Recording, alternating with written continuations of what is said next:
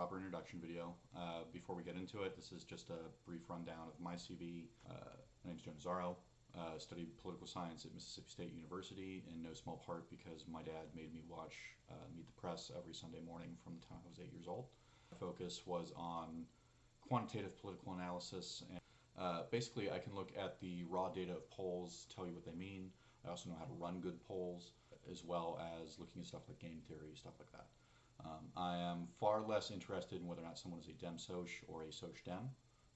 Bernie Sanders is a Soc-Dem, not a democratic socialist like he claims. Come at me. Since graduation, I have used this degree for exactly nothing other than Facebook punditry. So don't get a political science degree unless you plan on getting a master's in political science or a Juris Doctorate in being a lawyer. With that out of the way, the following is obviously speculation, but I like to think I have some idea that I know what I'm talking about.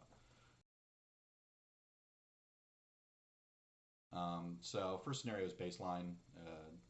This one's not particularly interesting. We should be looking at an electoral map. If it looks familiar, that's because it's the 2016 electoral map. In this scenario, Trump just wins. Same states he had last time. I don't really think he can do any better.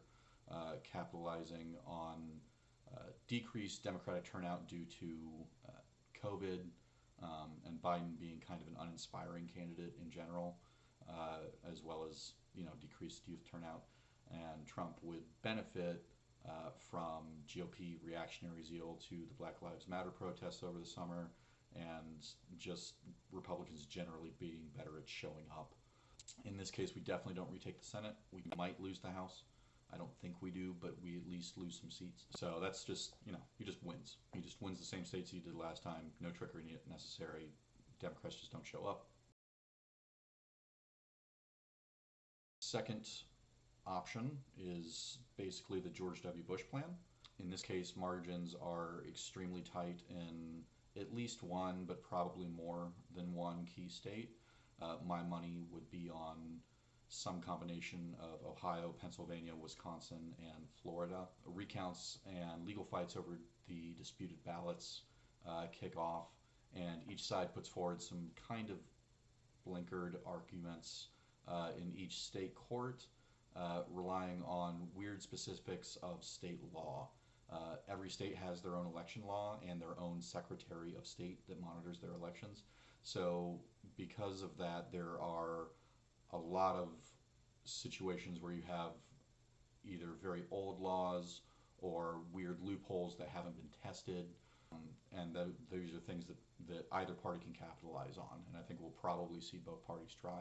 At some point, after some number of ballots are thrown out for, again, any number of reasons, either valid or invalid, Trump wins by an extraordinarily narrow margin.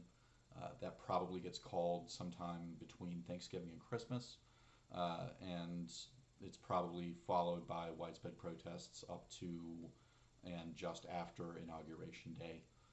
The protests don't actually change anything, because nothing matters. So there's that. I would get a drink because stuff from here gets dire. Scenario 3 is basically Ruth Bader Ginsburg died, so you can get fucked. Trump blatantly cheats. Precincts that have absolutely no business going red get flipped. Based on all available recent polling data, they have no business going red. You'll see voter intimidation possibly by far-right groups. Hundreds of thousands of mail-in ballots not being turned in and just sitting in post office precincts and not being counted.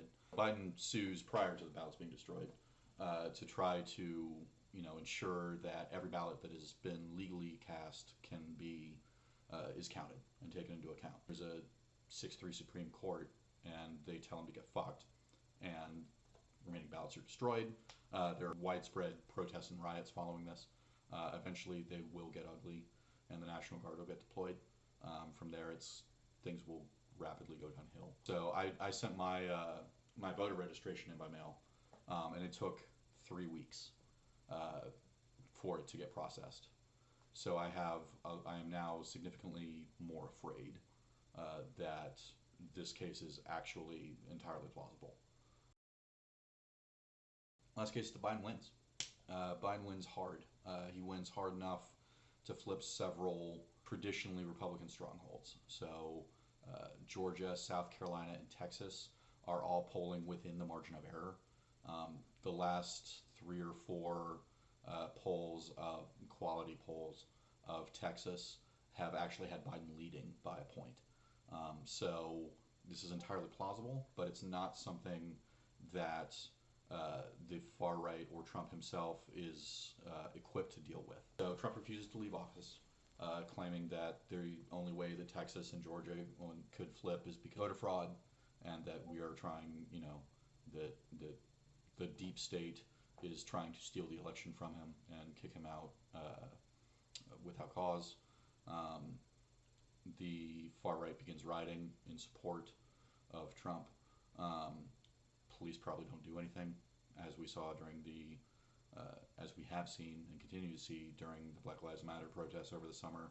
Cops are more than happy to help out right-wing agitators, so they probably do nothing at best.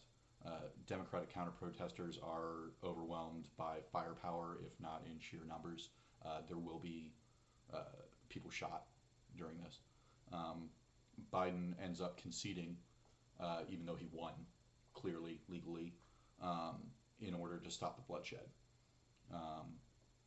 Following that, I don't know what he does.